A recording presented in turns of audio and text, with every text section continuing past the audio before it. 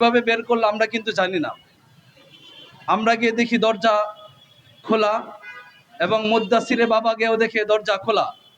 বলতেছে যে মুদ্দাসির আত্মহত্যা করেছে। আমার প্রশ্ন, যার বয়স মাত্র 8 বছর, সে কিভাবে আত্মহত্যা করতে পারে? তারপরে মুদ্দাসিরের বাবা ওস্তাদদেরকে নিয়ে এবং তার ওয়াইফ ছিল সাথে, দুইজনে মুদ্দাসিরের লাশটাকে নিয়ে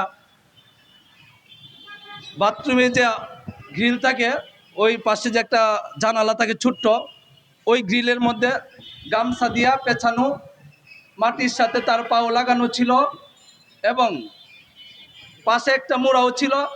এক মাথায় টুপি যেমন ছিল এমনই রয়ে গেছে, পাশে একটা বদনা ছিল, এটাও রয়ে গেছে। আমার প্রশ্ন, যদি কেউ আত্মহত্যা করে, যখন মৃত্যুর শয্যায় মানুষ চলে যায়, তখন তার হুঁশ থাকে না, তখন সে বাঁচার জন্য চেষ্টা করে। মুদ্দাসির নিজে নিজে যদি আত্মহত্যা করত, তাহলে আমার মনে হয় পাশে যে মোড়াটা ছিল, মাথায় যে টুপি ছিল, এটা থাকার কথা ছিল না।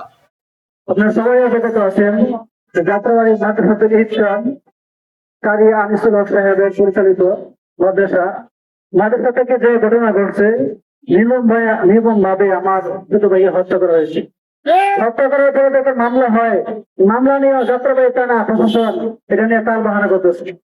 অথচ আমার ভাই হারাইছি, অথচ তাদেরকে আইনে আওতা না এনে তারা বিভিন্ন ভাবে তার বাহানা করে আসামিদেরকে সুন্দর করে তারা এই জায়গায় অবস্থান করতেছে। এছাড়া আমরা চাই জয়বাসীর কাছে, সকলের কাছে চাই যে যারা আসামি আছে মাদ্রাসা ইকরাম আনিসুর রহমান কারি আনিসুর সহকারে যারা আসামি, সবাইকে ধরে সঠিক তদন্তের মাধ্যমে তাদেরকে আইনের আওতায় নিয়ে সর্বোচ্চ শাস্তি চাই আমরা।